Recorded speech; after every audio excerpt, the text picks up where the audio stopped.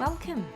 Hi, I'm Mikki, and this is Mikkipedia, where I sit down and chat to doctors, professors, athletes, practitioners, and experts in their fields related to health, nutrition, fitness, and well-being.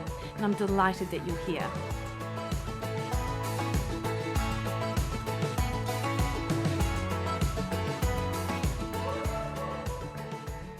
Kia ora team, hope you're having a fab week, and like me, you're probably on the countdown to Christmas. But before that, we've got a few episodes, and this week I'm super stoked to bring to you my conversation with Cynthia Monteleone. So Cynthia is not only a wife and mother of 3 children who is based in Maui, she's a certified metabolic analytics practitioner who trains many world-class athletes as clients. However, Cynthia is an athlete in her own right. So she is a world champion track athlete who specializes in the 400 meters, and she also competes for Team USA in Masters Athletics. She was a 2018 national champion in the 200 meters, 400 meters, 4x200 meters, setting a national record, 4x100 meters, and 4x400 meters. In addition, she anchored the world champion gold medal record, setting 4x400 meters for Team USA in 2018, which is amazing, and was a world champion in 2019. More amazing is that she primarily does this off a diet that is animal protein and nuts, bringing in a bit of seasonal carbohydrate where required, but she never strays really far from the course.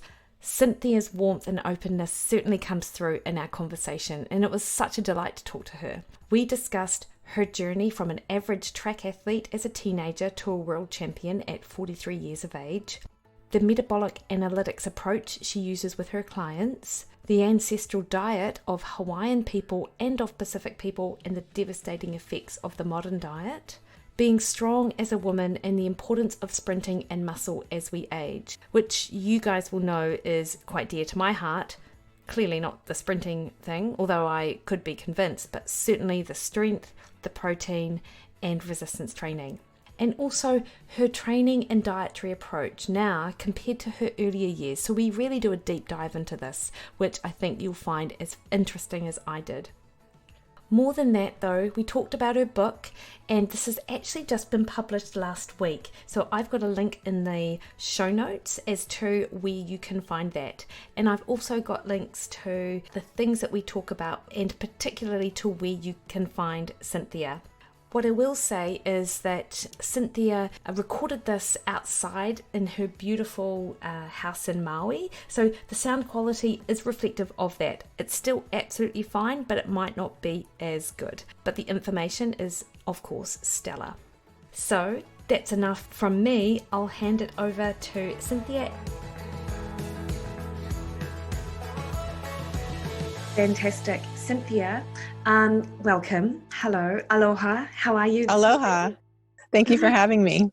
Oh, it is fantastic to be able to chat to you this morning. And I have to say, I'm very envious of your background right now, because you are on the beautiful island of Maui. Am I right? That's correct. Yes. It's the perfect temperature, and, the warm tropical air. So yeah, it's another beautiful day in paradise. I actually have some familiarity, not with Maui, but if it wasn't for COVID, tomorrow I would have been jumping on a plane to get to Kona. And I've been to Kona and Waikiki quite a number of times over the last 4 or 5 years, and been meaning to go over to Maui because they do an Xterra event, like a half marathon, I think, in November or December. And we would love to go and do that. So very envious of you right now. Oh, well, you'll definitely have to put that on the list, because we have an expression here. It's Maui no ka oi, which means Maui is the best. Maui is the best island. And that's what people say as well. Yeah. That I've heard.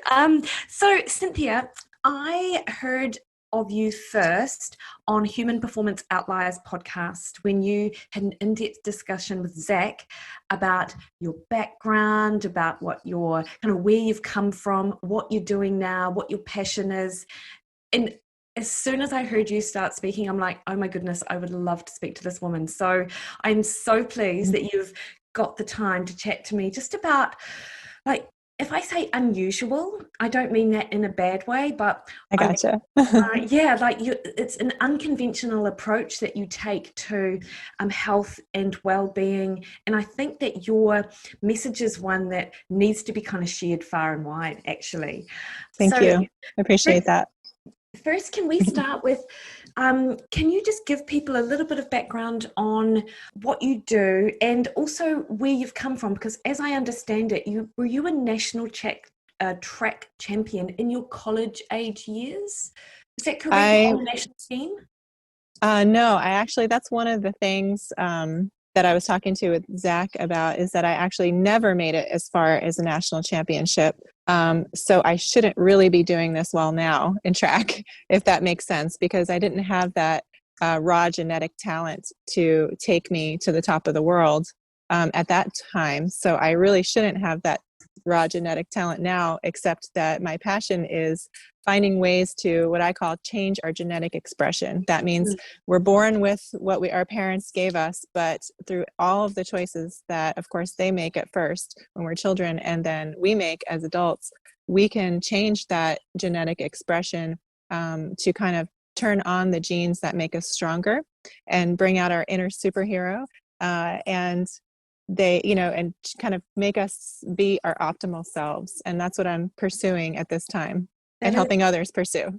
That is, like, I 100% agree with you. And that's just amazing, because are you 44? Am I correct? Yes, I'll be 45 just shortly, in a couple months. Oh, in wow. February. Yeah. And you are, as I understand it, 2018, 2019, national champion in the 400 meters, and also world champion in 2018 and 2019, and also part of the relay team that were you a world champion in the relay as well? Yes. So our world champion relay teams, now we have the for our age group, which is 40 to 44, the 4x100 outdoors, the 4x400 outdoors, and the 4x200 indoors. So we were world champions and set national records in all of those as well. So the fastest in history.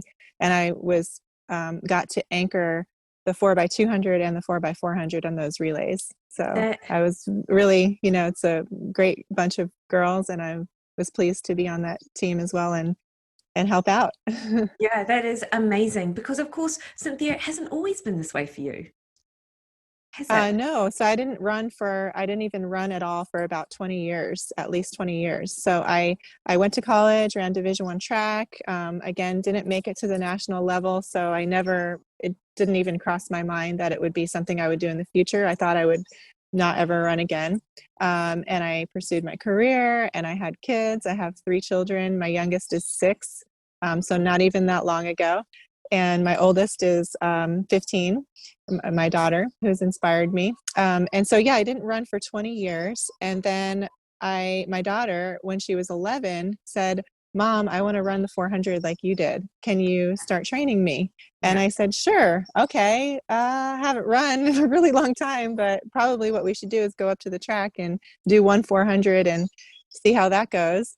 And so we went up to the track and ran our hearts out, and probably had a really nice 200-meter split. And then after that, we were crawling across the finish line, exhausted.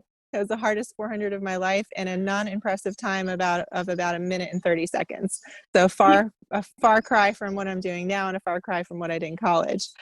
Probably pretty decent for my daughter at age 11, but so that's where our journey started. And so I started training with her, made a few mistakes right off the get-go, tried to just start sprinting like I did in college. And I definitely will get to how I encourage other people to sprint. But that's one thing you don't do, is just start sprinting as much as you can without taking it slow. That's interesting, Cynthia, because I think all of us have this thing in the back of our head, which is like, well, I used to be able to do that. I should be able to jump right into where I was. And age aside, you kind of can for a little bit, like, because I'm an endurance runner. So I know that, and I'm going to be really interested to hear how you get people sprinting, because like I've done a 1500 meter on the track when I was 30, I think, when I hooked up with a coach for a very brief period of time. I'm 43 now, and ran against girls half my age, and I just couldn't run fast. At the end of it, all of the girls were vomiting, basically because they'd run their hearts out, and I cruised over the finish line in a very unimpressive time. So I'm not suggesting I cruised and it was easy. Right. But you had more to give. Yeah. Yes. I feel like there's potential that has yet to be explored there. But I think we're really guilty of remembering how good we used to be, trying to jump back into that space. Absolutely. And we also do have a bit of you have a bit of body memory. Your body remembers running a certain pace, so it tries to do it again. Yes. And I ended up tearing my quads right away. I had bruises and everything, and then so I took like about 6 to 8 weeks off and slowly started back again. And I ended up that year as 4th in the nation, which I should have been pleased about.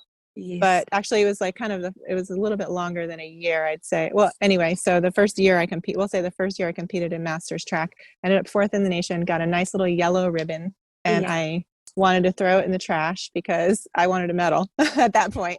Yeah. So I didn't go into the race expecting a medal, but at that point I thought I'm going to be national champion next year. And then I became national champion the following year in the 400, and surprisingly indoor 400 and also the 200, which is not what I trained for, but did for fun as well.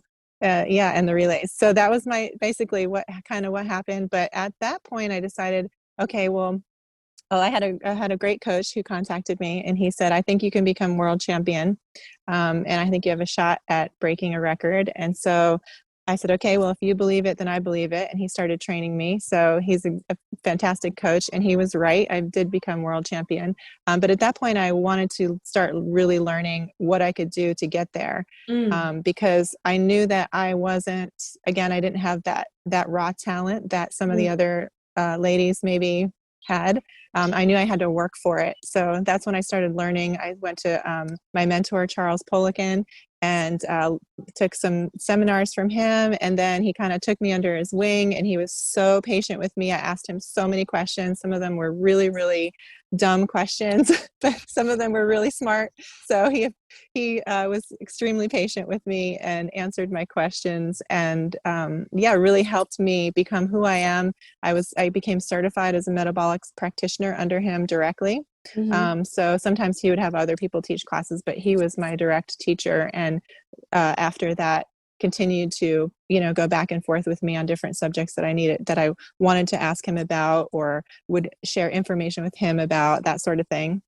And that's what I do today. I help other people become their best superhero self with my metabolic analysis. Yeah, that's amazing. And we will certainly get into that, because I find it's so fascinating, isn't it? Like, I'm a conventionally trained nutritionist. I did my degree at University of Otago along with a phys ed degree, and then have kind of come up through master's, PhD in that line. And for a long time, I really had my blinkers on to alternative ways of looking at health, well-being, and knowledge, because of course when you're in the system, you think that is the only relevant and current knowledge that is important to help improve health. So you really put your blinkers on, and in some ways for some people it can be a barrier to actually learning alternative views. And I won't go into too much detail now about why I've kind of changed my how I changed my thinking, but what I will say is I come across Charles Poliquin first on a Joe Rogan podcast,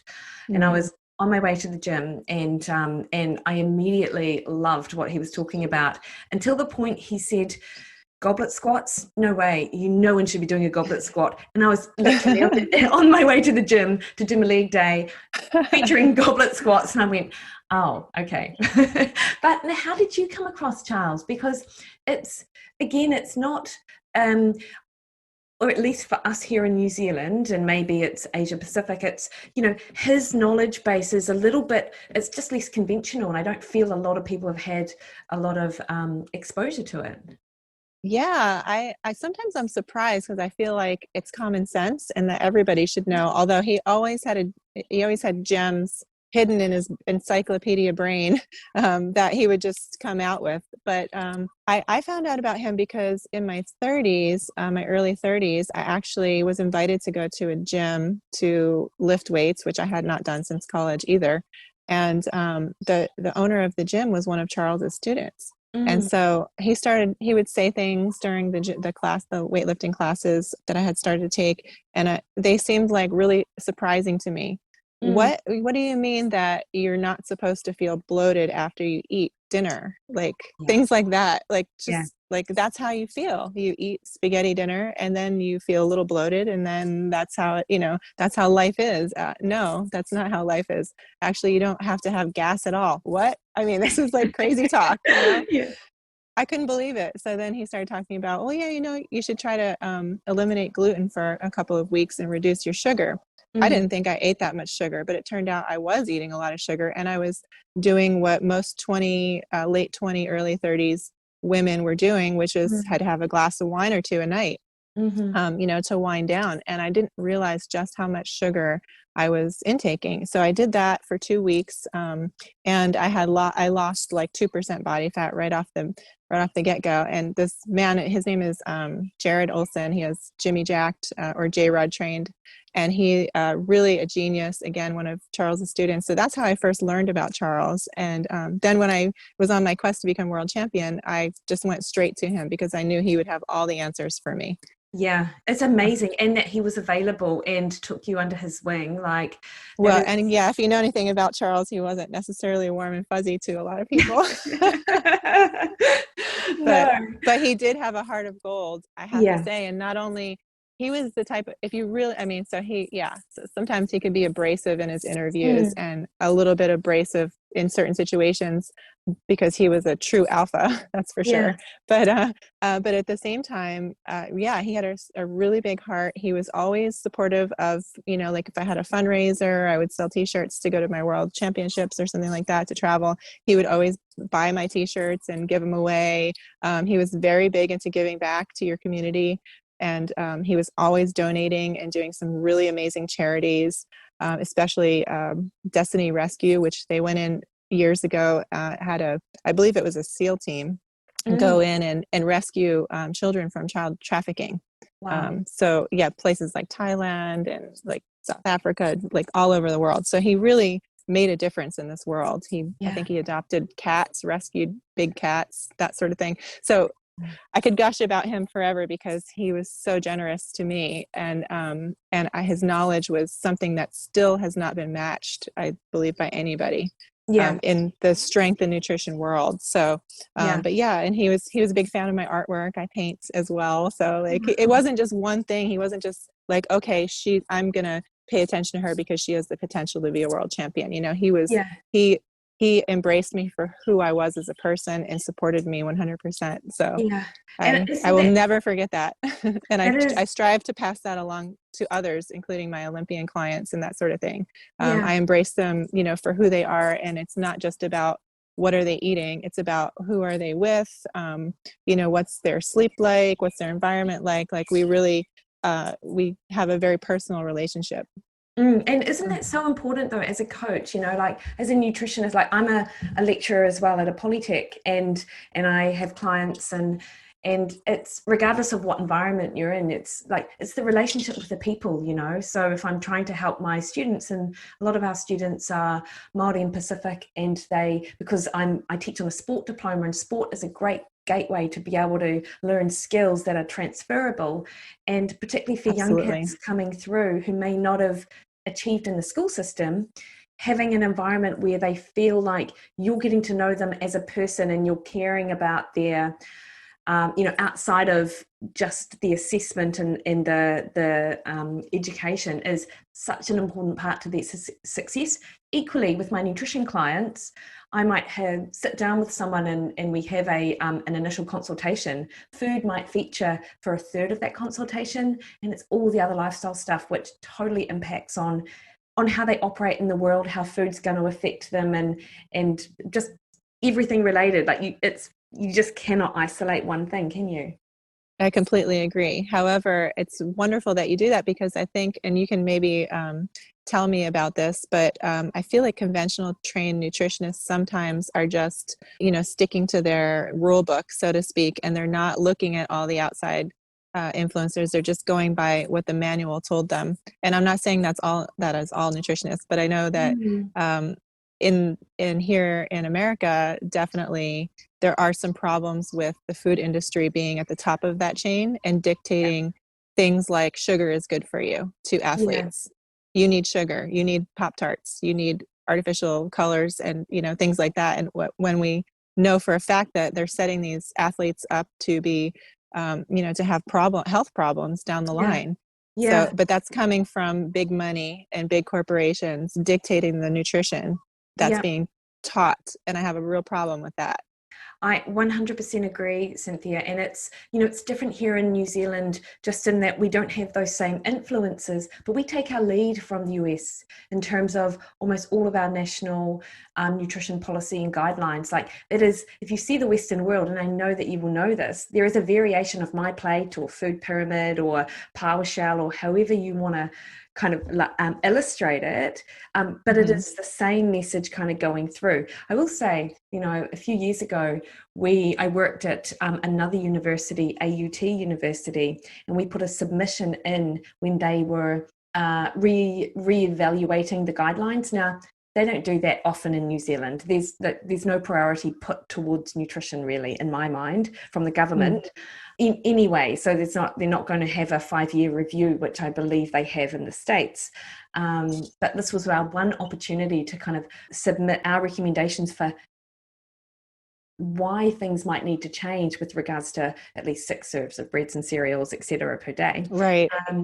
Completely dismissed. Dismissed. And how disappointing. It was really disappointing. And this was, I believe, around the same time that Brazil had released their real food guidelines, which is one country which really seems to have taken, I'll say they're forward thinking, but actually it's more like they're backward. They're not backward, but, they're looking back at history and going, ancestral thinking.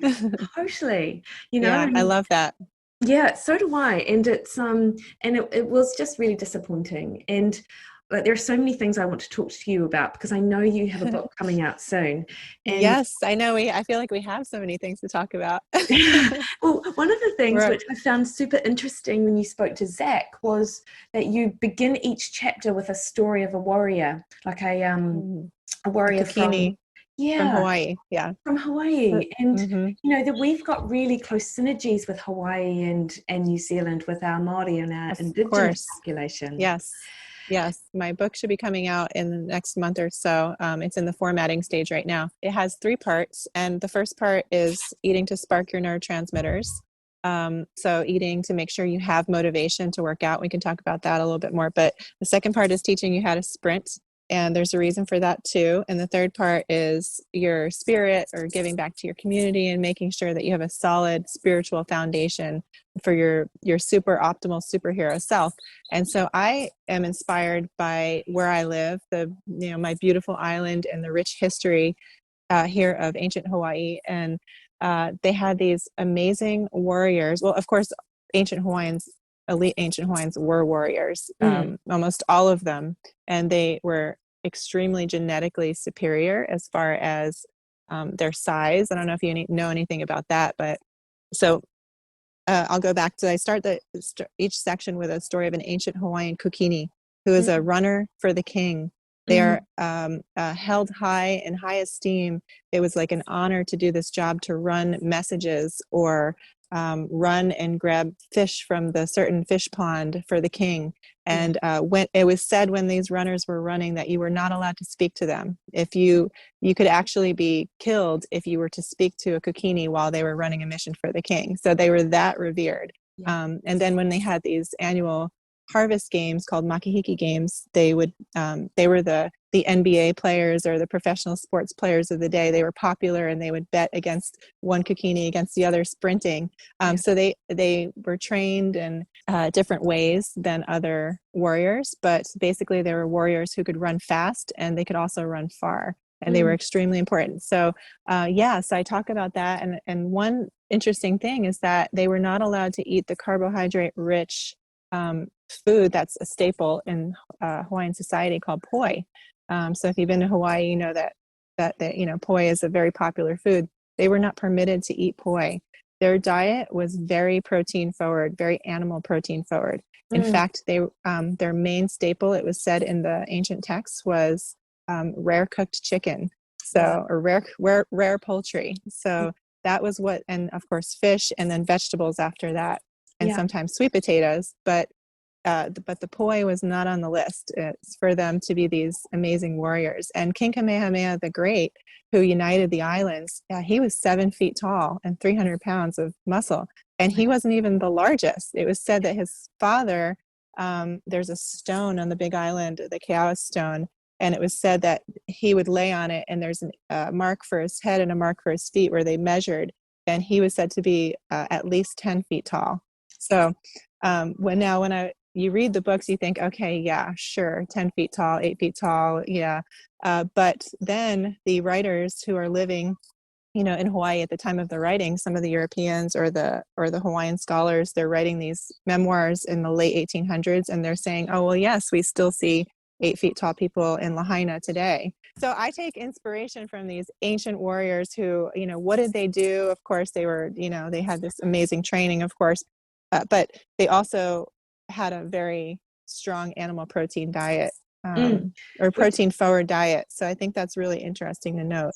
Yeah, I completely agree. And I think one of the things which resonated with me from a health perspective, and I'm totally going to get back to you and your story, which I really want to explore that.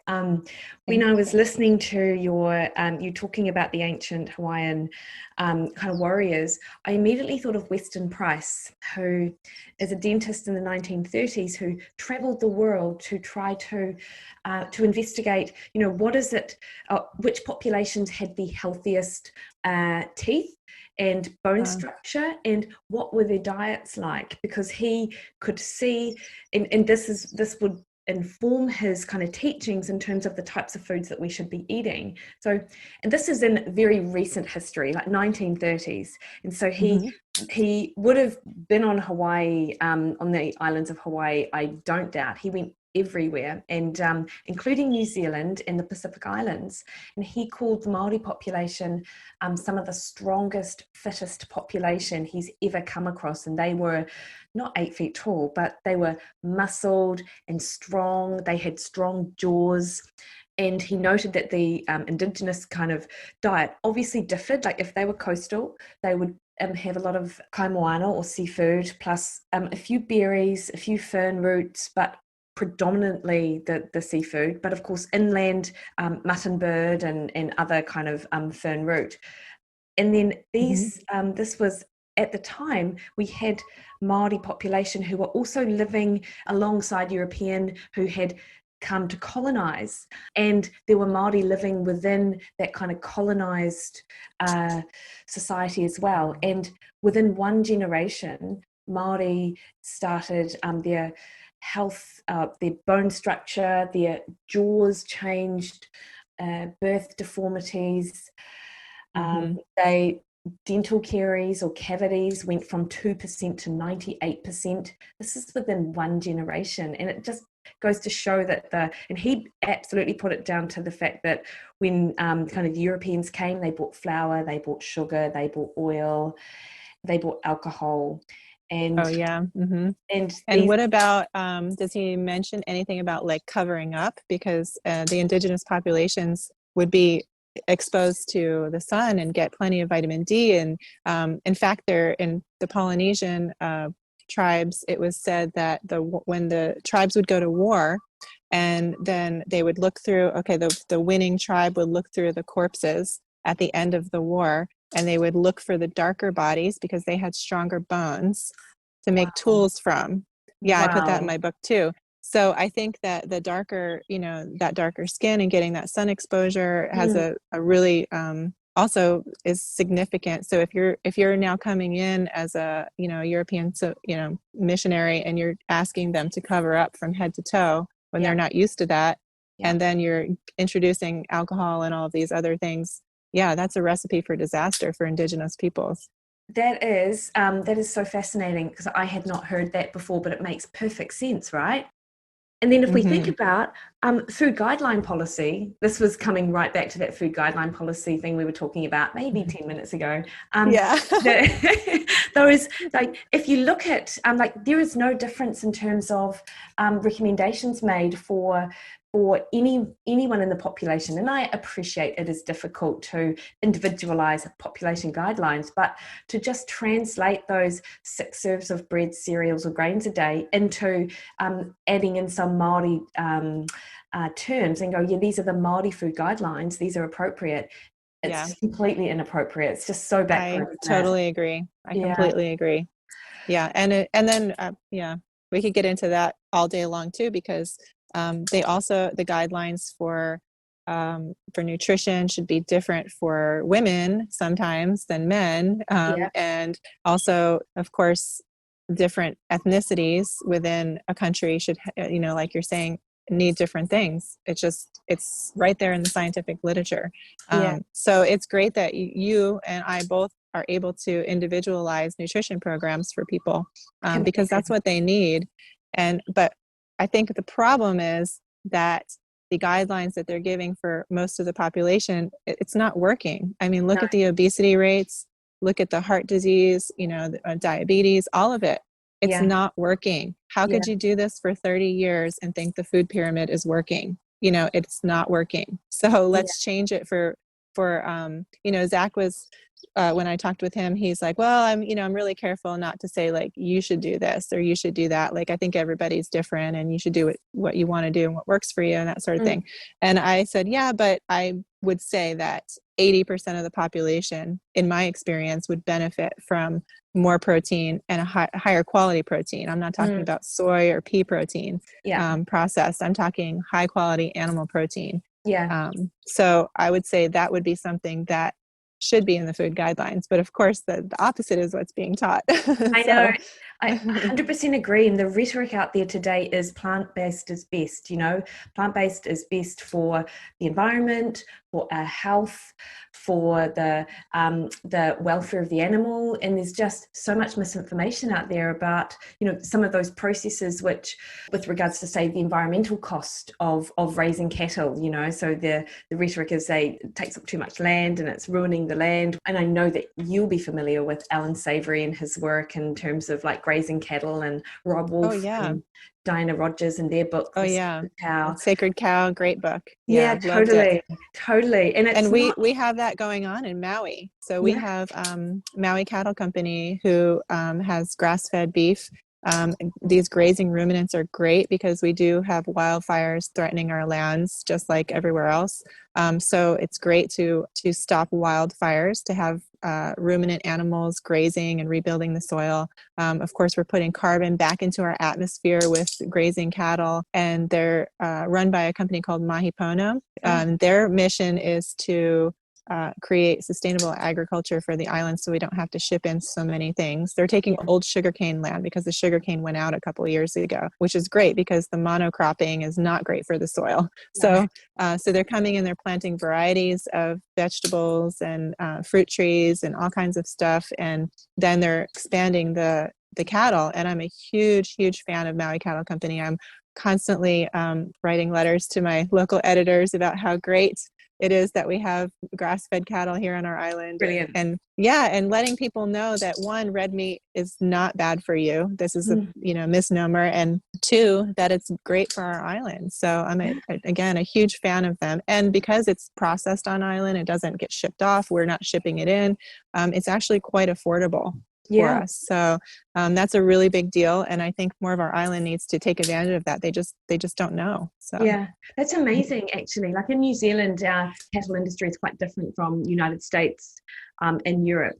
I'm not saying there are not issues, but it's certainly different. And the farmers that I talk to, just in my kind of social media space, I suppose, they care more for their animals than anyone else would. I feel like a lot of the cattle industry information is conflated to the New Zealand environment, and then suddenly everyone's like, plant-based is best. But you and I both know that when you're talking to someone and I constantly see the same issues in Oh, so yes. many people, men and women. Patterns, Actually. same patterns. Same patterns. You know, I listened to you on another podcast yesterday, actually. I cannot remember what it's called. It's terrible. Keto Warrior, maybe, or something. Lone Star Keto girl. There you go, Lone Star Keto. Yeah. Oh, she's awesome, Amber. She's amazing. Yeah. Totally. And and you were talking about the whole kind of, smoothie thing, which just made me laugh, like, because the pattern is that, people don't have enough protein, basically, as you said, and they don't distribute it well across the course of a day, and then they end up blood sugar regulation problems. They're hangry, gaining weight. It's a roller coaster. Totally. Cynthia, however, and they don't understand because they're doing what they're supposed to be doing, right? They're told they're supposed to have fruit smoothies because fruit's good for me. So why is this not working? That sort of thing. Totally. And then over here, it's more like, like women tend to take so much out of their diet, like when low carb, high fat came in, women were like, oh, sweet, I got rid of carbs in the 80s. That's no issue for me, in terms of approaches to help them improve their body composition. But it's the inclusion of foods which I feel that they really struggle with, particularly animal protein, because, for the longest time, from a weight perspective at least, people have, they'll eat chicken and fish in like 50 gram amounts, but not red meat because that'll make me fat. And they don't.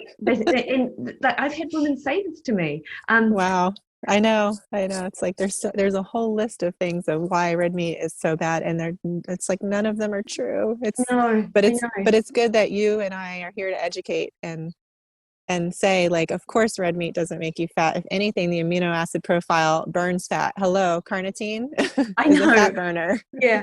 So Cynthia, I'm sorry, I'm going to interrupt just for 1 second while I have this train of thought.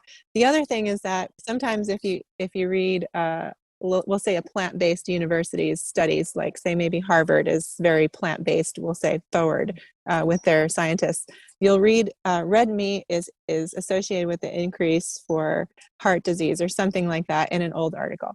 And then you'll go down and they'll pinpoint what amino acids are good for the heart.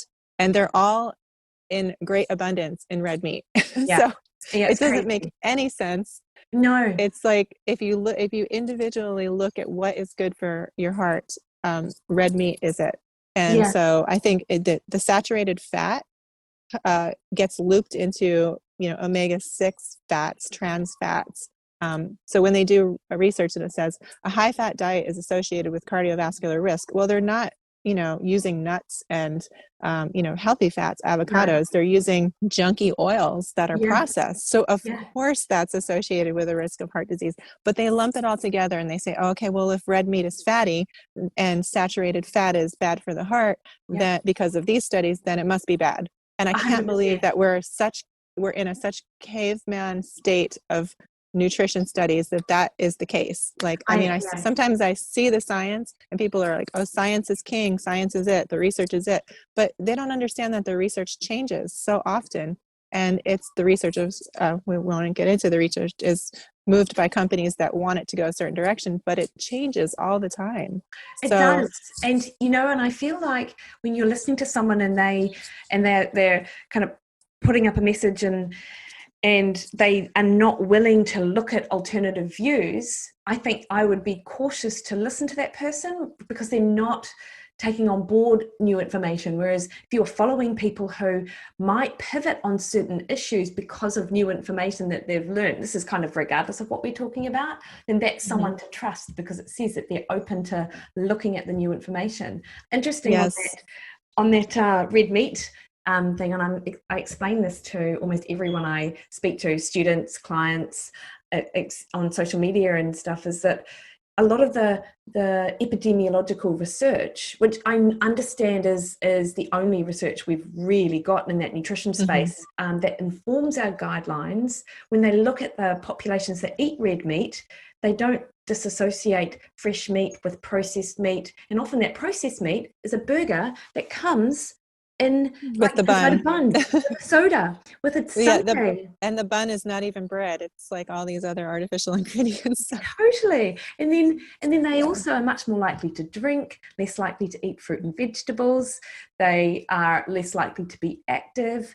And whilst, of course, we've got statistical analyses that quote unquote adjust for these factors, you cannot adjust away this I modern completely Western agree. lifestyle. And then if we look at those clinical trials that assess, for example, a high-fat diet in a mice model or rodent model, which I again know that people inform their opinions based on these studies. I mean, that quote unquote high-fat diet is soybean oil and sucrose, and the fat content is 40%. And those mice are bred to be overweight. That's how, so even the breed of the mouse it's just all set up to be so controlled, but it's not actually looking at what people think it is. And I think the more that we have conversations about this stuff, the more that those interested people who are in the general pop, who really do want to look after their health, the more they'll understand why it's just a complex thing, basically. Yeah, I totally agree. Cynthia, I really want to know, though, there's this period which I am not sure of, is so you ran that first 400 meters, and in that time of 1:30, which you said was pretty rubbish, and I tried to do the calculation in my head, couldn't, but I thought probably for you it might have been. What was your for one lap? If you're doing several laps, then maybe not. What was your diet like at the time? So can you describe to me what a typical day might have looked for you prior to beginning your kind of, I suppose, your journey? Yeah, absolutely.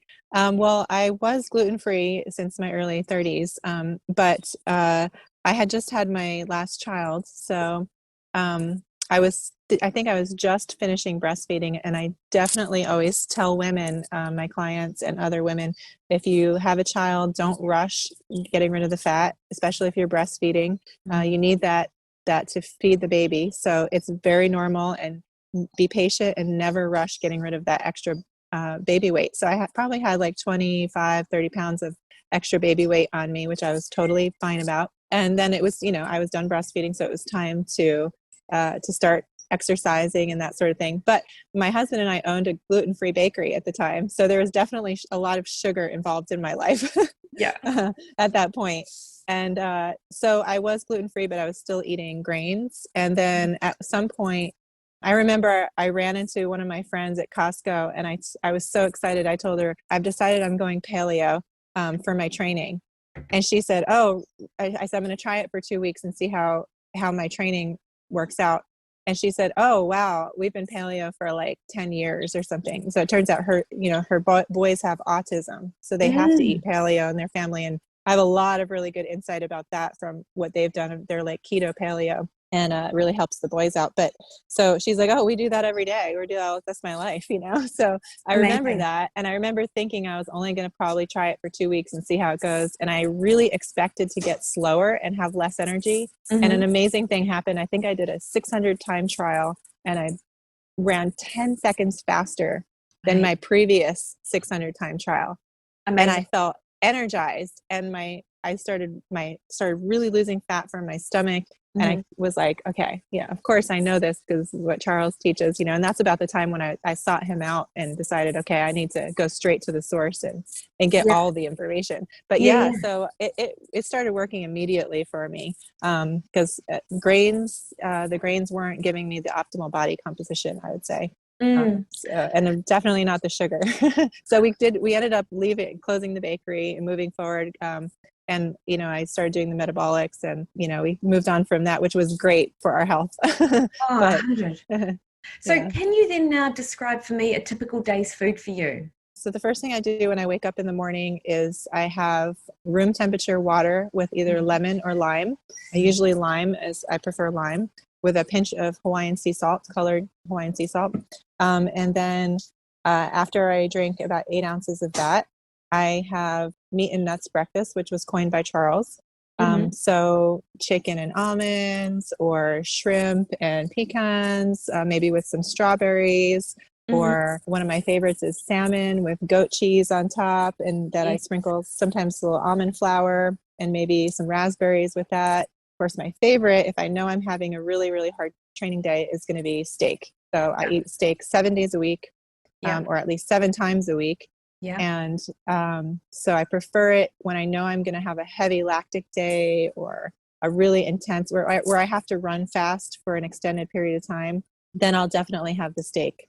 So steak and maybe we'll say almonds or some other type of nut. I do cycle carnivore a couple times a year in the winter. It helps me really lean out and become stronger.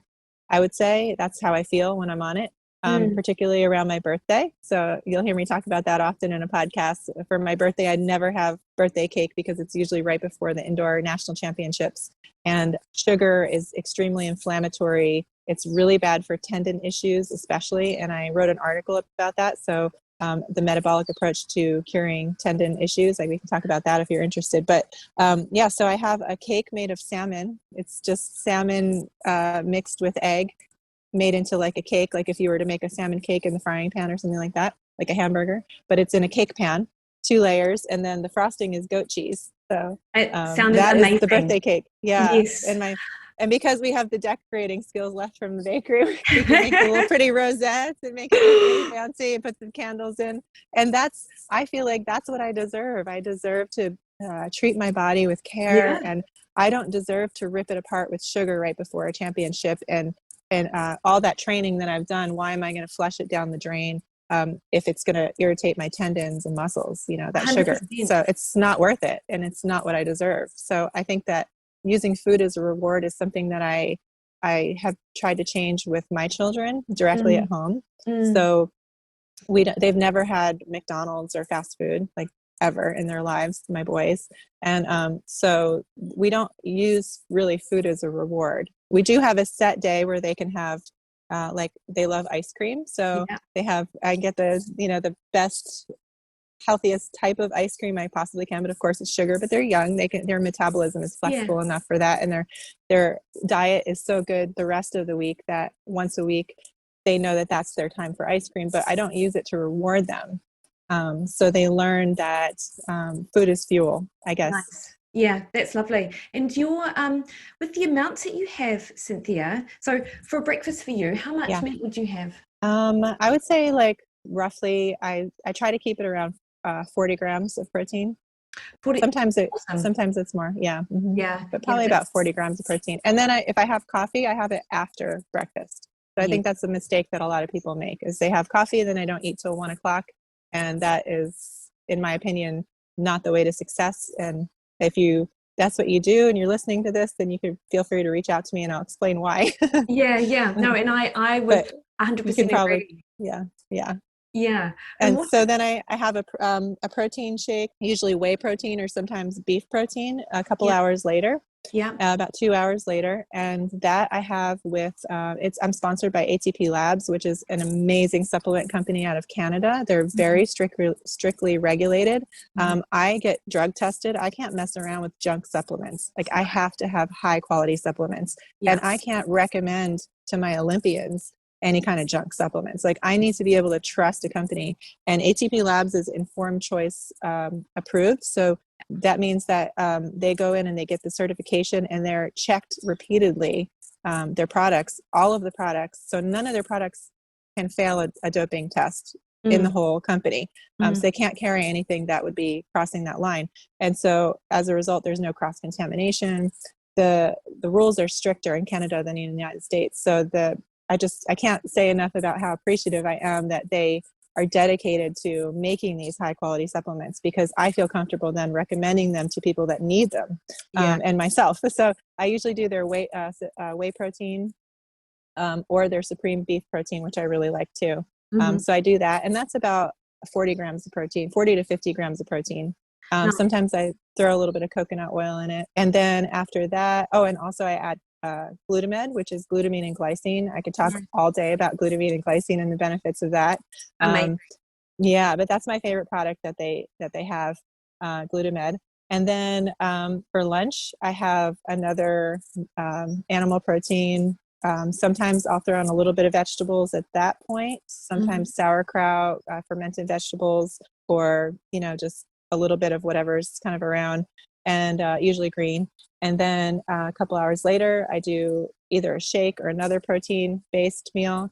And then a couple hours later, I have my protein-based dinner, which then I will maybe add some potatoes. I am a big fan of tubers and root vegetables. So yeah, that would be dinner with sometimes vegetables, sometimes not, as far as like green vegetables. And then sometimes I'll have a snack before bed, but usually that's about it.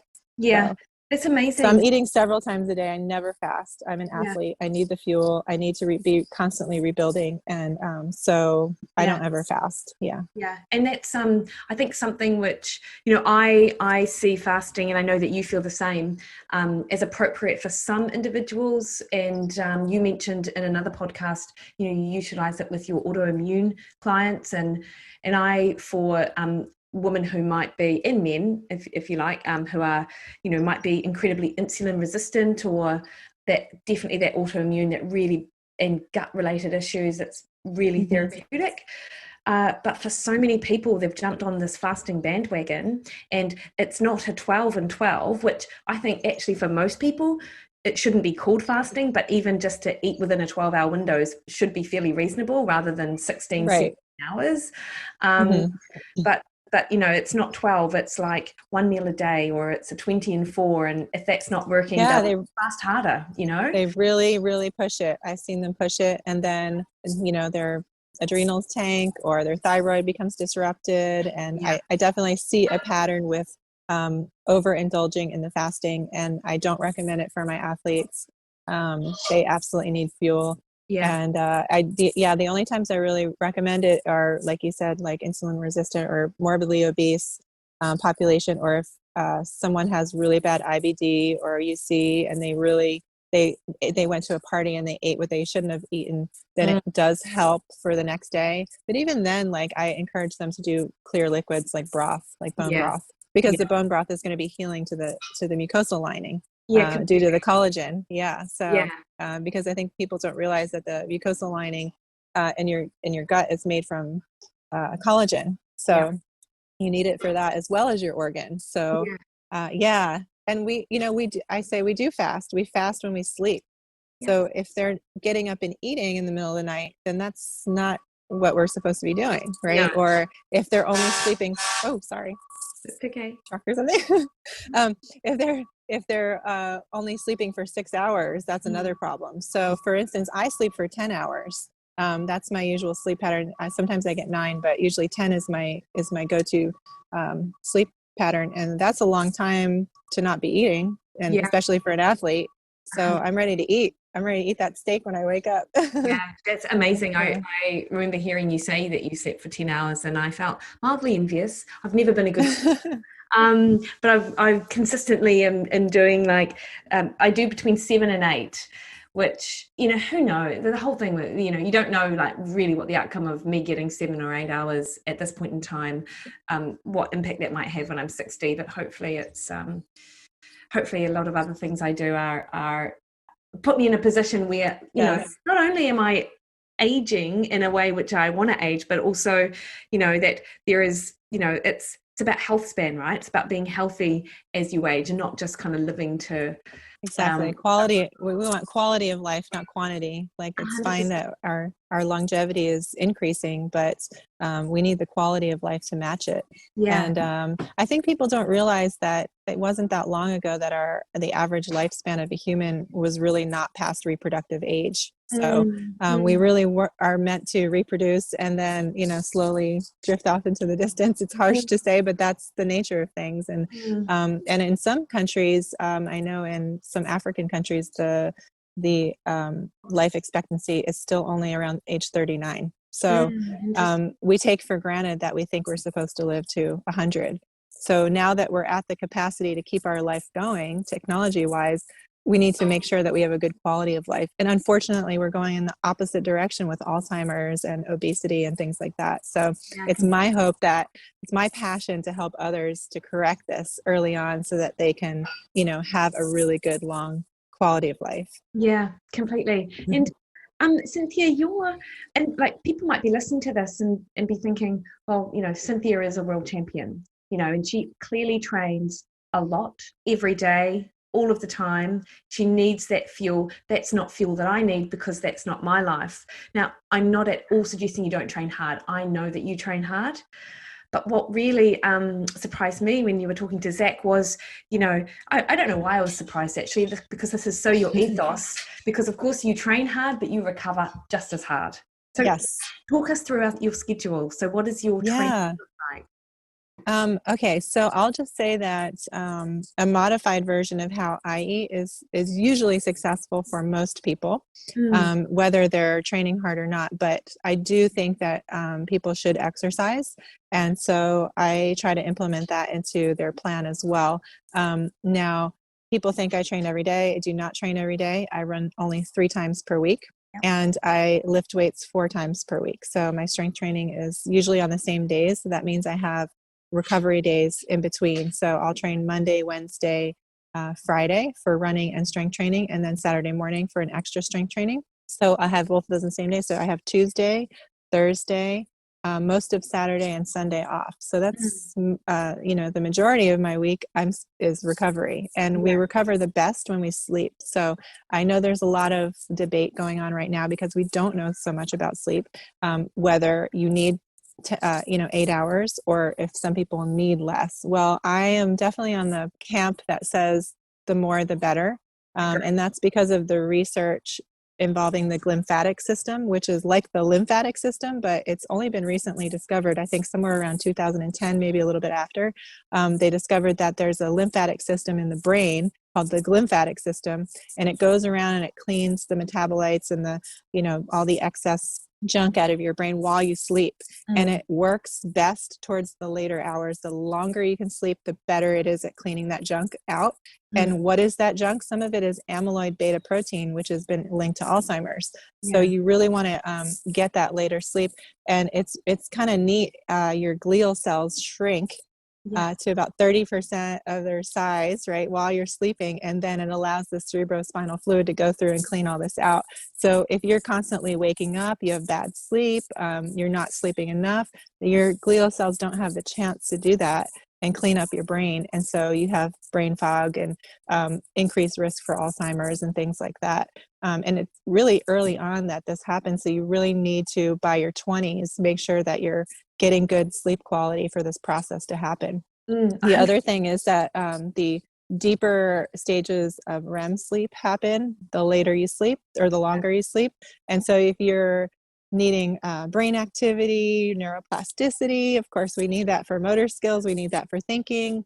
And if you want to be creative, they've linked creativity to REM sleep. So you might notice that the later you sleep, the more vivid your dreams are. If you remember your dreams, or the crazier they are, the crazier your dreams are, the better your sleep is. So you want those crazy dreams. Yeah. 100% agree. And isn't it fascinating? This just goes back to what we were saying about how science is changing all the time, that they discovered this system in our brain like 10 years ago, whereas they've been studying the human body for thousands of years. And like the quads are actually no longer quads. They're like, what's 5, Cynthia? Quint. They're like the extra muscle that we've got as part of our our leg muscles. Like I remember thinking, we know nothing. The more you learn, the more you realize you know absolutely nothing. And I wholeheartedly agree with you with that sleep, like the importance of sleep, and particularly like with growth hormone, with testosterone, with absolutely.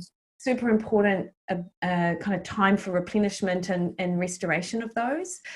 With your regards, Cynthia, to your strength training, if you strength train 4 days a week, do you do upper body, lower body? Do you split? How does that look for you? And will you be revealing details in your book about? The book's going to be great. I actually have a whole appendix of contributors.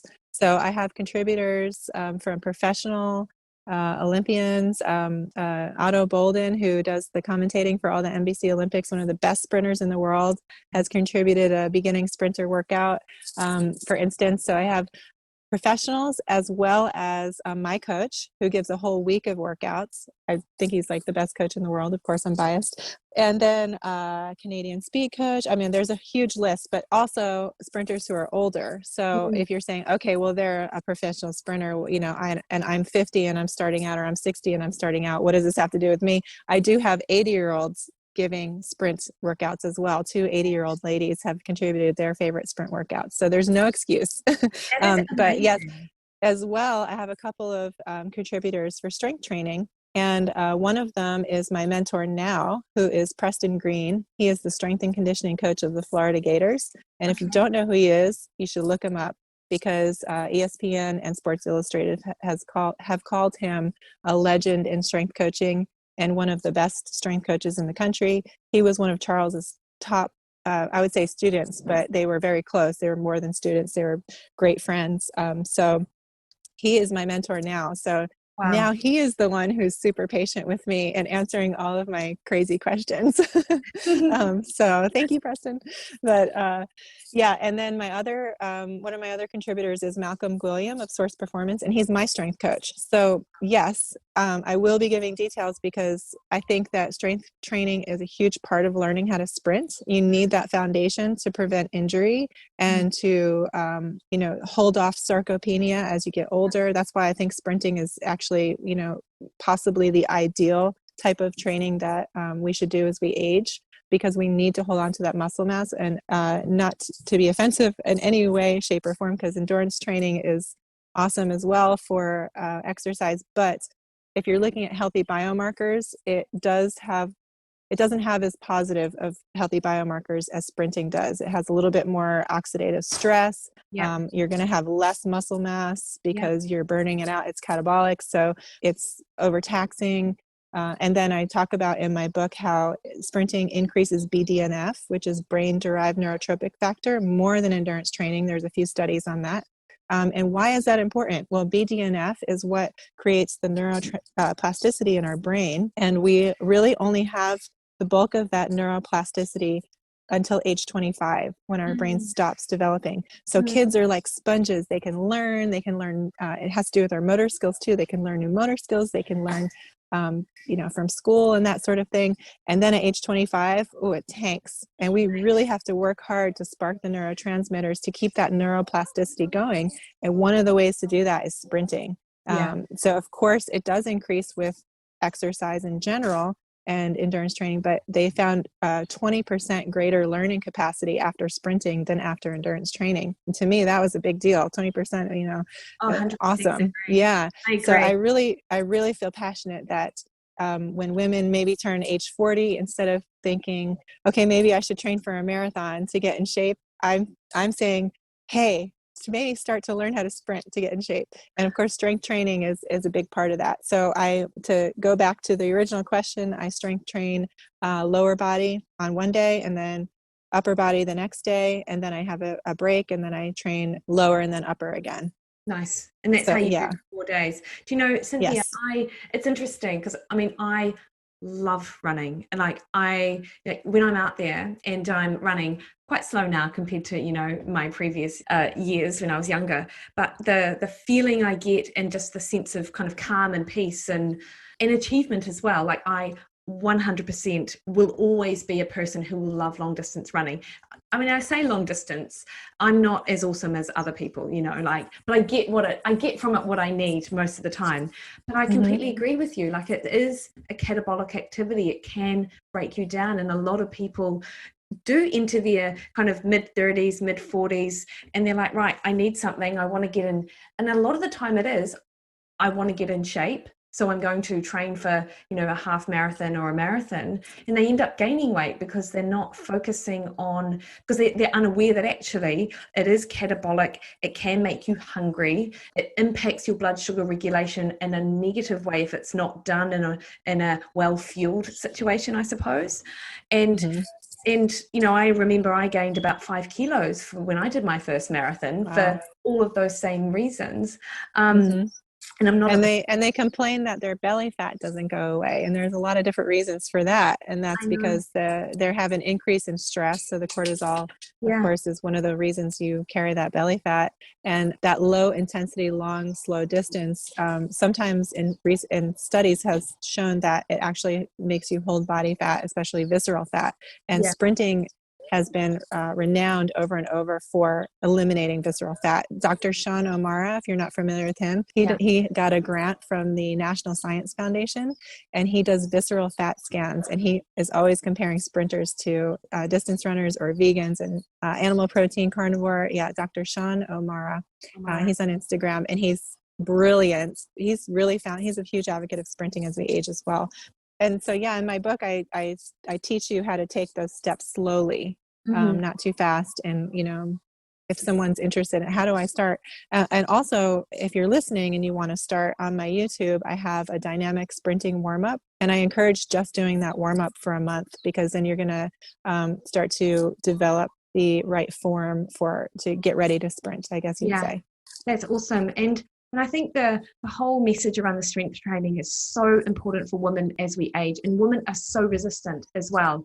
And my clients, when they first see me, they would have seen me on Instagram, very regularly talking about the importance of strength training. And for whatever reason, women are just not, they just don't take to it the way that, ideally they would. But, as we age, we lose muscle and bone mass, year on year. And you talked about sarcopenia and also dynapenia, that muscle function loss. And one of the major reasons for early mortality as we age is actually falls. And so if you cannot use your muscles, and if you cannot correct yourself, and this is the thing that we lose as we age, is that ability to kind of trip but also correct ourselves, then you fall, you break a bone, and then your early death rates just accelerate in that situation. Couple that with a nutrient poor diet, and not for want of trying, because it's not necessarily you've not had a quote unquote healthy diet. It's just you haven't provided your body with the raw materials to and as we age, we absorb less protein, so we need more protein. When I went to go visit my parents, my mom is 80. And she has a sweet tooth. She's so cute. She was keeping a little package of gummy bears in her pocket. I was like, Mom. Oh, she was, okay, I'll tell you that story real quick. Hopefully she won't be embarrassed I'm telling it. But so I did my metabolic analysis on her. I measure 14 different places of where you store your body fat. And the ratio between those places, it's based on Chinese medicine, tells me things like how your thyroid's functioning, how your liver's functioning, what nutrients you're deficient in. But I can also tell how much sugar you're eating. And so I measure her. I said, wow, gosh, Mom, your sugar measurement's kind of out of control. And she's like, I don't know. I don't eat that much. I told you. I just, I have my little piece of bread with peanut butter and jelly. And I'm like, okay, well, that's already sugar, But she's like, but I that's all I eat. I really don't eat a lot. And I said, okay, well, the sugar measurement's coming from somewhere. And then she, like, a few minutes later, she goes, well, I do have this bag of gummy bears in my pocket all day. And I was like, oh, Mom, you're so cute. So I tried to take the gummy bears away, and of course, which was hard, but she said, okay. And I gave her whey protein with glutamate. And the glutamate, one of the things the glutamate does is it forces glucose into your cells without spiking your insulin. So basically it curbs sugar cravings. So I gave her the whey protein with the glutamate. She loved it. It was like chocolate, chocolate shake, because it's really high quality, so it tastes good. And so a week of that, and she already lost 10 pounds, and she felt great. And so she's been keeping up with that. She's been doing awesome. This has been like a year and a half since this happened. But and they're really, my parents are really open to learning about all of this. So that's brilliant. Yeah. So it just by introducing extra protein in her diet, she was able to start losing fat and maintain muscle mass. And it's never too late. I mean, she, like I said, she's 80. So it's never too late to make that change and become stronger. I completely agree. And I'm a fan of Dr. Gabrielle Lyon, and I believe you might be as well. She's amazing. And I remember I was talking on a podcast about how, because for an older population, it can be really difficult. She was also close with Charles, by the way. It doesn't surprise me at all. Yeah. and I think I may have heard that actually on a pod. Yeah. Again, I almost preface everything I say with like, oh, I read this paper or I listened to a podcast. Because you're always researching, which is an excellent thing. So yeah. But yeah, I love Gabrielle. She's awesome. She is, and I mentioned her in my book as well, her work. Awesome. And she's such an advocate for protein. Equally, though, she recognizes, some people might not have the appetite for, 200-gram steak. So she suggests have some branched chain amino acids to bump up the leucine to get that muscle protein stimulus you need, particularly as you age, so you can drop down the amount of protein that you have within that meal. And I've seen those studies that say, you can get away with maybe 15 grams of whey protein as opposed to 25 grams if you've got 6 grams of BCAAs alongside with that leucine. And so that's something which I suggest to some of my clients, because it's a real struggle. And I think digestively, obviously, when you don't eat that animal protein, your body kind of down regulates those enzymes required to digest it. And so that whole, I feel really full, it sits in my stomach, that can change. But initially, definitely need a little bit of help with that. So I imagine you must talk to your clients about the same kind of things. I have my clients, when they exercise, take EAA by ATP Labs, so it has the BCAAs in it as well. But I don't use it really as a substitute, so to speak. I really just push the animal protein, and the reason why is because research shows that the more animal protein you eat at the first part of the meal, so in other words, if you're eating paleo and you have your meat and your nuts and your vegetables, you don't eat the vegetables first. You eat the meat first, and that stimulates hydrochloric acid and gastrin, which is also linked to happiness. So it really just gets your digestive system going where it needs to be. And so I'm a really big proponent and really trying to get that animal protein in, but eating in the correct order. You have probably seen this as well, but I could go on all day about people who have digestive issues where they have acid reflux or UC or IBD. I mean, it's an easy fix. And that is glutamine for sure to heal the mucosal lining, glycine for collagen, and also eating animal protein. They're resistant at first because if they have acid reflux and things like that, the doctors will tell them don't eat red meat, which is incorrect. That's not how it works. But sorry to say, but from my experience with hundreds of clients, if they do introduce animal protein, they can introduce it just a little bit at a time at first if they want to. But if they are eating that as the first thing of every meal, their stomach starts to heal. But it's very important that they eliminate fiber and plants as well at that point. Because they're very irritative and they need to change the gut bacteria. I recently wrote an article about Prevotella overabundance and the different types of gut bacteria associated with diseases. And Prevotella mostly comes from eating a lot of plants and a lot of carbohydrates. And so it's one of our commensal gut bacteria, but when it becomes overabundant, it's related to every single disease, rheumatoid arthritis, all the major diseases, definitely COVID. If you look it up in the COVID studies, the worst patients, the ones that were doing the worst, had Prevotella overabundance and they had lack of Bacteroides. And the Bacteroides comes from eating animal protein. So you really got to change your gut bacteria by eating that animal protein first. Now, I do have a friend who is vegetarian and she's like, I just will not eat meat under any circumstances. And she won't get better because she won't eat that animal protein. She's sticking to the plants, and now she's got the really bad acid reflux, which usually comes from H. pylori, a gut bacteria, pathogenic gut bacteria. Actually, I have some interesting information about that if you want to hear. Getting off on tangents, but so this is an example of how science changes. When I started really diving into H. pylori, which is, again, a pathogenic gut bacteria, I found out that it used to be prevalent in pork, but it's now changed to be prevalent mostly in lettuce and raw vegetables. So people are getting, if you eat a lot of raw vegetables, you have a really high chance of getting H. pylori. And H. pylori is what they think causes ulcers and a lot of the acid reflux. Again, you're not eating animal protein, which is stimulating your hydrochloric acid, which kills pathogenic gut bacteria. So if you are not eating that and you're eating an influx of these plants, you're actually fostering these really bad pathogenic virusy kind of bacterias. And so the H. pylori research from maybe like 8 years ago, they were thinking, okay, well, we know that H. pylori does use glutamine as a fuel source. So maybe if we eliminate glutamine from the subject, whether it was a mouse model or human model, then the H. pylori will go away. Well, what do you think happened? They eliminated the glutamine, and the gut mucosal lining couldn't be repaired, because that's one of the major things for repairing gut mucosal lining, and inflammation became worse inflamed.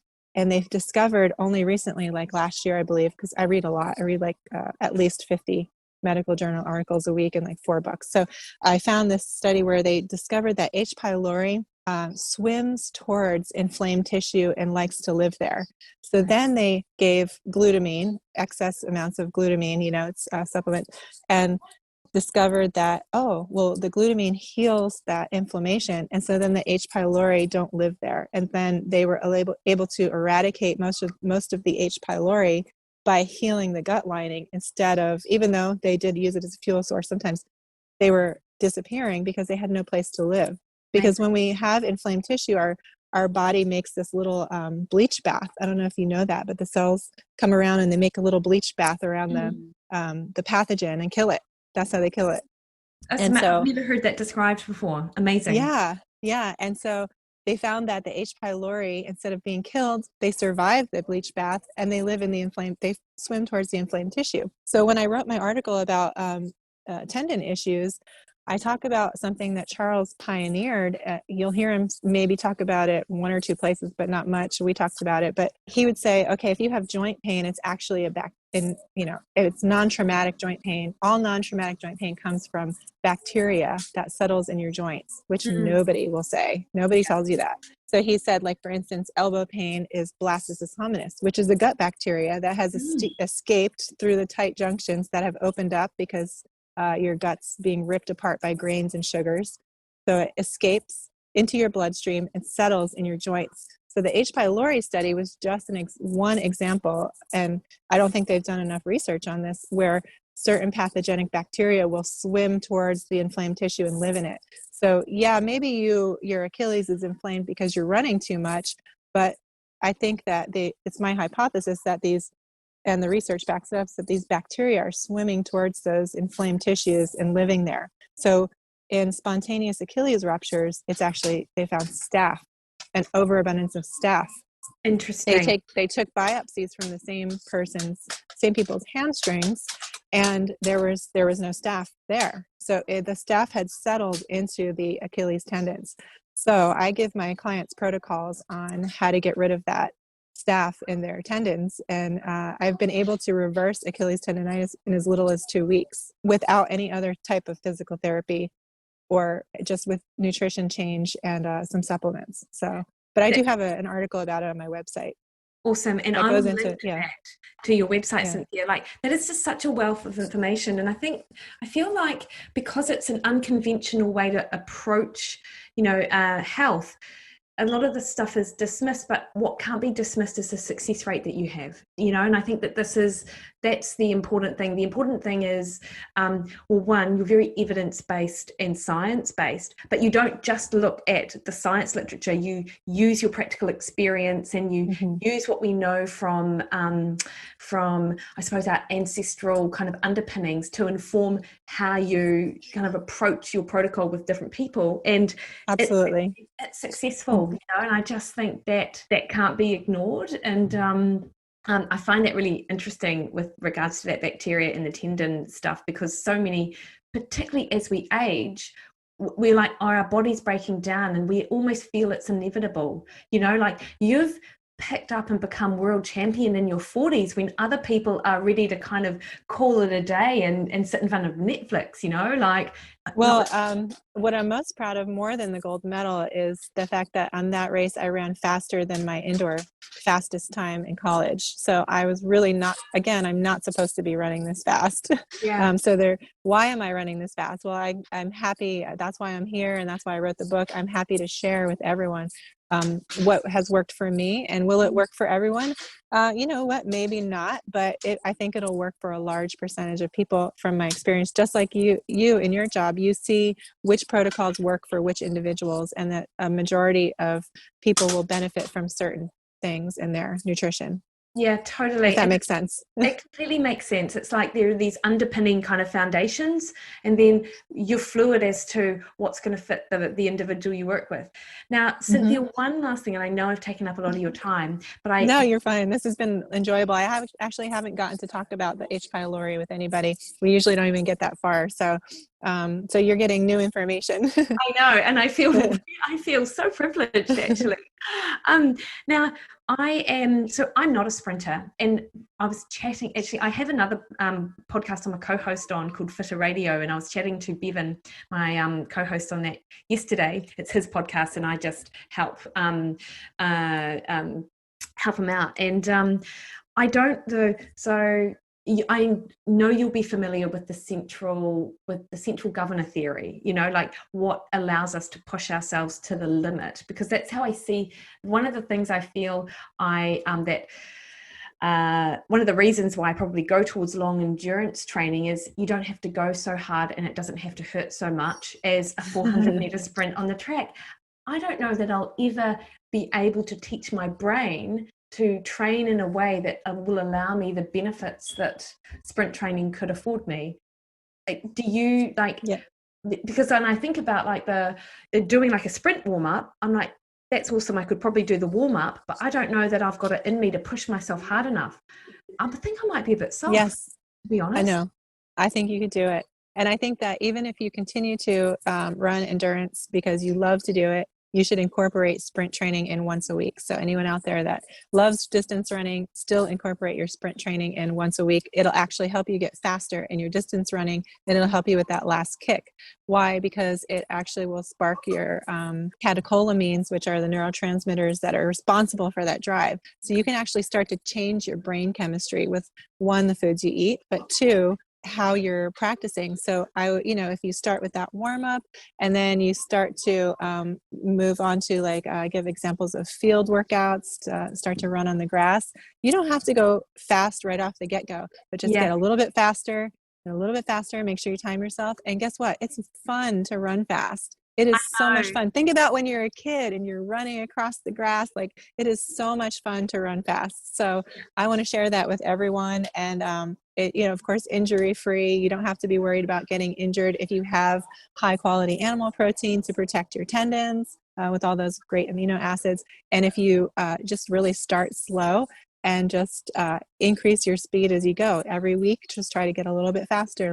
Don't push it the first day, but yeah, it's so much fun, and you absolutely can do it. Oh, Cynthia, thank you. Do you know what? As you're sitting there talking, I'm like, that is so achievable. You know, that once a week, because we're about to do an ultra marathon next weekend, but it's only 50K. So for an ultra, it's actually a baby ultra. But what I'm really looking forward to is beyond that. I strength train maybe about 2 to 3 times a week, but I'm looking to kind of bump that up and also put in some of what you've talked about, because I genuinely have been inspired over the last couple of weeks since kind of discovering you on Human Performance Outliers. Wonderful. And Charles did say that there's a remarkable increase in strength from going from 3 days a week to 4 days a week. Yeah, and I'm so pleased that you mentioned that again, because that is, I'm definitely going to make a note of that too. One last thing, Cynthia, and I think I already know the answer to this from how you described how you eat, but I was wanting you to share with the listeners, how easy is the way that you do things for your diet? How easy is it for you to incorporate that in your family diet? For my kids, you mean? Yeah, for your kids. My kids are 6 and 7, my boys, and my daughter's 15. So my husband actually has been carnivore for the past 4 weeks. He was like, I'm going to give this a go and see what happens. And he's just thriving. He's having major increases in muscle mass, and genetically he's predisposed to having insulin resistance. So if he doesn't watch his carbs, he really, it affects him. So he really has leaned out from that. he has been a wrestling coach for 20 years. And we also train wrestlers in strength coaching because I'm a strength coach as well. So we had the number one high school female wrestler in the nation last year. She won out of all the age classes and all of the weight categories, number one in the nation. And we had her eating steak before her matches as well, for instance. But so we really into the helping the athletes thrive. I'd say like the way I eat. What was the? Yeah. So so with your children, like my children, right? So yeah. I was going to say, so we share it with our athletes as well. But so with our children, we have a really strong mentality and I guess that's where I started talking about my husband, because he's he's got the coach's mentality. So we coach our children, and we coach our children that this is what we eat for fuel. And they do enjoy it. I mean, if you ask my 7-year-old what his favorite food is, he'll say steak, steak, steak, and steak. So he loves it. Now my 6-year-old loves carbs a little bit more, but and we do let them have, they have rice and they have potatoes, of course, all the time. And sometimes they have gluten-free bread and that sort of thing. Again, they're more metabolically flexible, but they eat the same way we do. And of course, our daughter runs track as well. And she loves to eat how we do because she wants to be strong like mom. And so she just really mimics everything we do. We don't have any problem with it. Like, we don't really accept when they say like, oh, I don't want to, like, they don't really like eggs. We don't eat a lot of eggs, but every once in a while we'll eat eggs. So they'll say, I don't like eggs, but we don't really accept that as an answer. They have to eat the eggs, if that makes sense. Makes total sense. So when I see people with our other kids and they'll say, I can't get my kids to eat steak, they'll only eat macaroni and cheese. Like, I absolutely cannot relate to that at all, because this is our lifestyle and this is how we eat. They don't feel deprived. I do let my daughter know, like, hey, if there's like a party at school or something's going on and you want to eat a cupcake or a slice of pizza, like, of course, eat it if that's what you want to do. Like, I'm not going to be like, don't eat that. And so that's the social aspect of it, right? Unfortunately, that's the way it is that to feel socially accepted, but she chooses not to. And what happens is then she becomes the influence on her peers. So then her peers look at her. They look at how she's built. She's 5'11". She's about, 15-16% body fat. She's still got she's actually still growing. She's still got her baby fat on her, but not a lot, obviously. But so she's 5'11 and a half, and she's, thriving in track and field. And they look at her and they are like, oh, okay, like, I see, she's making this choice and she looks like that and she's performing this way. Maybe I should make that choice too. So it's really inspiring for our family to then have the influence on others. And people, look at my husband's progress. I have a progress pic of him on my Instagram. I'm looking over there, he's over there, but on my Instagram, where went from 280 pounds to 215 or something like that, just by changing his diet to highly animal protein based. And so people look at that and they become inspired. So I think if you could do that with your family at home, then it will in turn inspire other people to make healthier choices as well. I completely agree. Sorry for the long answer. No, I love the long answer. And it's just, I love how you are completely unapologetic about your approach. And you're like, this is what we do. And I feel like, yet you're also, how you've just described it sounds completely reasonable and appropriate. Like, I certainly wouldn't say that's a zealous kind of like take on it or anything, Cynthia. And I think you're such a breath of fresh air. And I feel like you as you're a 44-year-old mother, and you said that a number of times during another podcast, you're just a mum. Being a mum, at all, but it is completely achievable what you've done, which hopefully is inspiring for other people who are just wanting to make even small changes. And that's all that they really have to kind of start with, as you did. Yeah. I always say, start where you are. Just start where you are. I'm not anything special. I was not a national champion back in my day. I did not go to the Olympics. I think that's why I emphasize that. I was 30 pounds overweight after my last child. I'm just like everybody else. I started from scratch 4 years ago with my training in order to become world champion too. I really feel like anybody is capable of optimizing themselves to be their superhero self. Totally. And Cynthia, You're amazing, and I could actually talk to you all day, and I would Thank love you. to be able to pick your brain on other topics in the future, because that would be amazing. Feel free to reach out. Lovely. Thank you, Cynthia. And I will link all of what you've just told me. I'll link your website and those articles. Preston Green, I'll link his information in the podcast notes when this goes he's out. He's not on much social media, but he's Gators basketball. So, Awesome. but if you Google him, you'll find I think he was just on ESPN for the episode of Gym Rats, and you'll get to see a little bit of the type of training he does with his athletes. Brilliant. And it's very inspirational. So you can look up that as well. Awesome. Lovely, Cynthia. Thank you so much for your time. Okay. Thank you. Mahalo.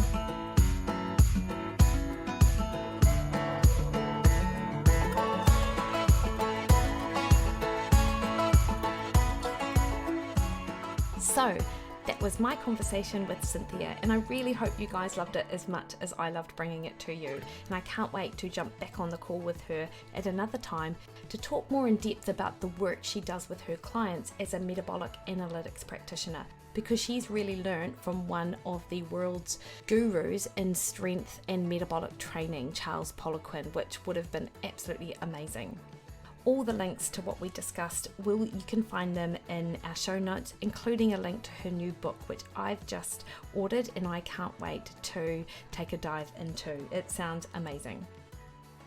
Next week, I sit down with Christopher Kelly from Nourish, Balance, Thrive. Now, those of you who are in the health and wellness space will know Chris from his very successful podcast, Nourish, Balance, Thrive, and his successful health business of the same name.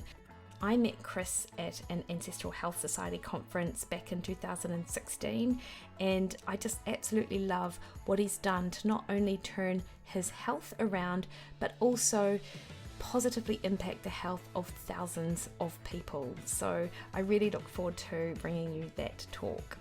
Until next week, you can find me over at Facebook, Mikki Williden Nutrition, on Instagram and Twitter at Mikki Williden, where you see much more of both my day-to-day and what I'm doing, and the studies that I'm reading and tweeting about.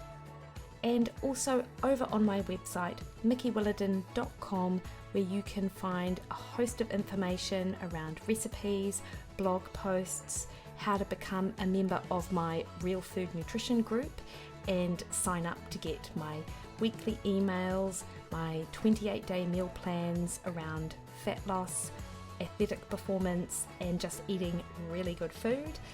And also our weekly forums, where we have a weekly Q&A on Facebook, but you can always, as a member, jump on in the platform and ping me a question. It's basically access to me 24/7. Until next week, have a great week.